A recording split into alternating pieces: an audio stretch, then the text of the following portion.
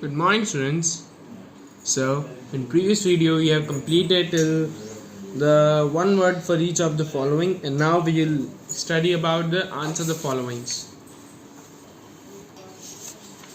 So, question first. Write any 4 ways in which the change in the land use has been observed. कोई ऐसे 4 veg लिखने हैं हमें जिसकी मदद से हमें जो लैंड यूज में जो चेंजेस हो रहे हैं वो हम ऑब्जर्व कर सकें उन्हें.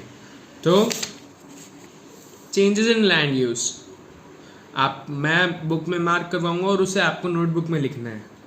Since human beings came into existence, they have been using land for various purposes.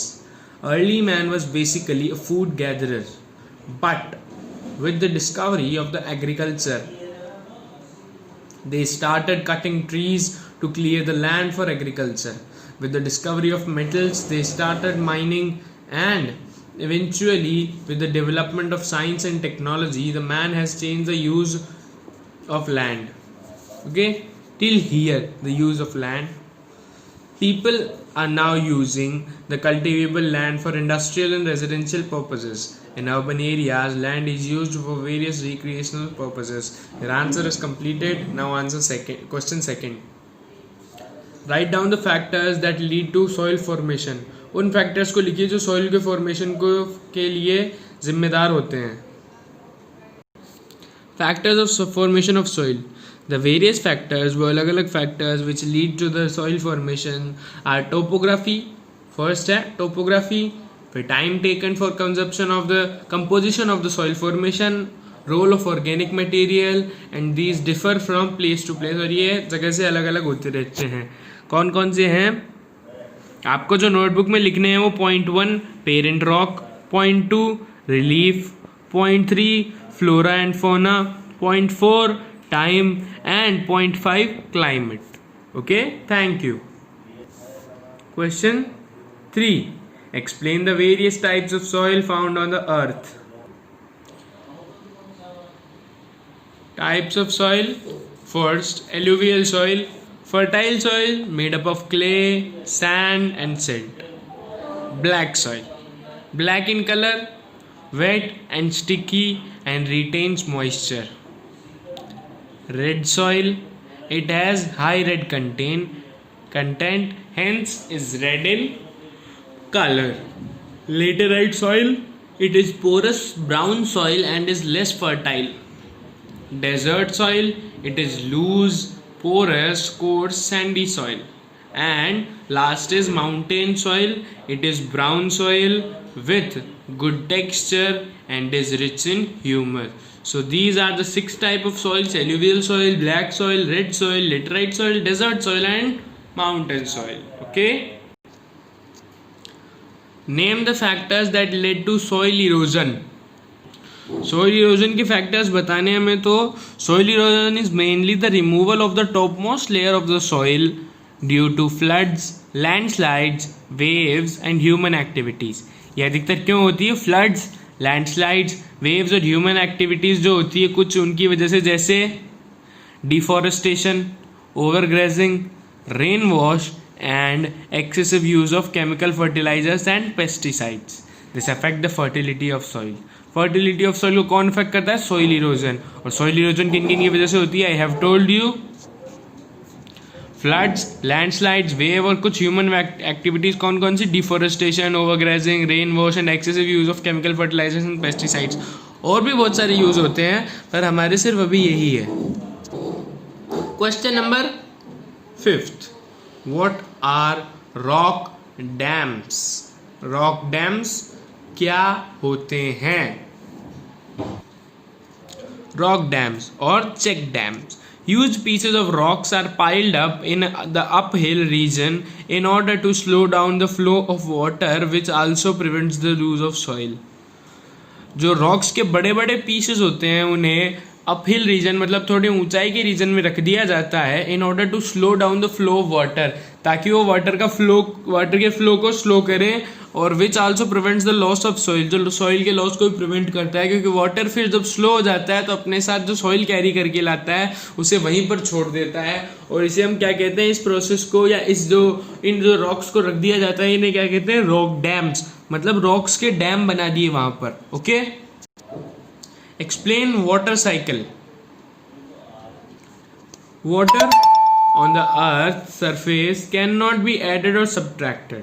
जो अर्थ की सरफेस पर वाटर है उसे ना तो ऐड किया जा सकता है ना सब्ट्रैक्ट किया जा सकता है.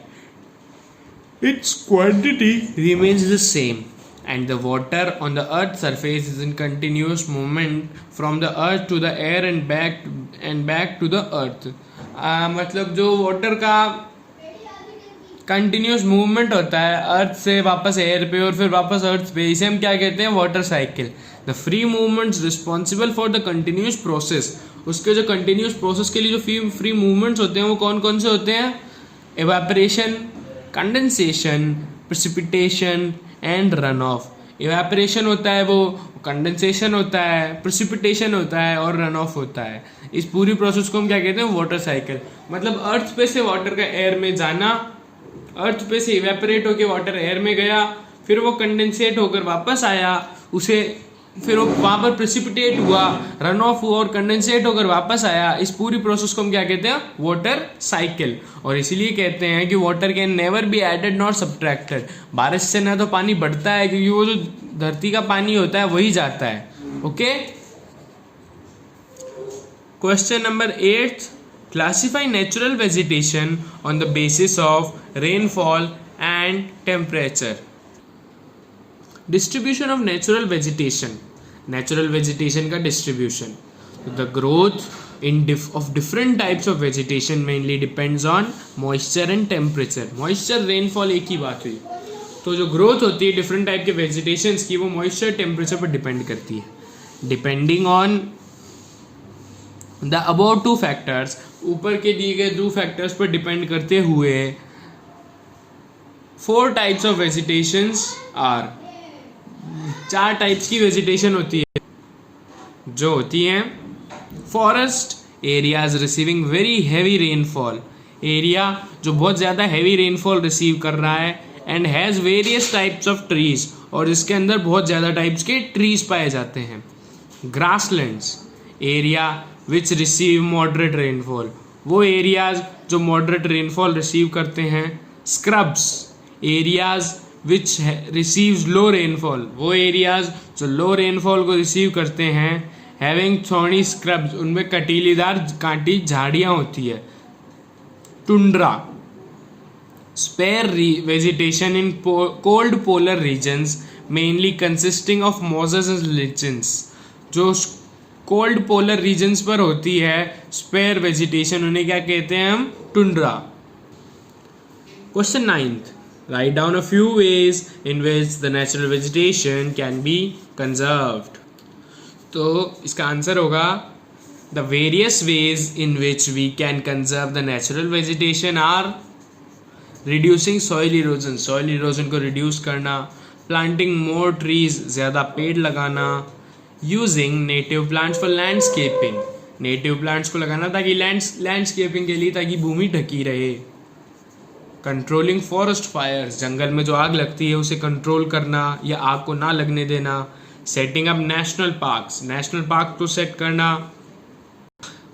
Biosphere reserves to protect the vegetation, vegetation को प्रोटेक्ट करने के लिए नेशनल पार्क्स और बायोस्फीयर रिजर्व्स को सेट करना. कंजर्वेशन ऑफ लेक्स, लेक्स का conservation. Creeks and the wetlands, lakes, creeks और वेटलैंड्स का conservation to prevent precious resources from the depletion, जो ताकि हम उन प्रीशियस रिसोर्सेज को डिप्लेशन से बचा सकें. Awareness programmes like social forestry and Van Mahotsav should be encouraged at all levels.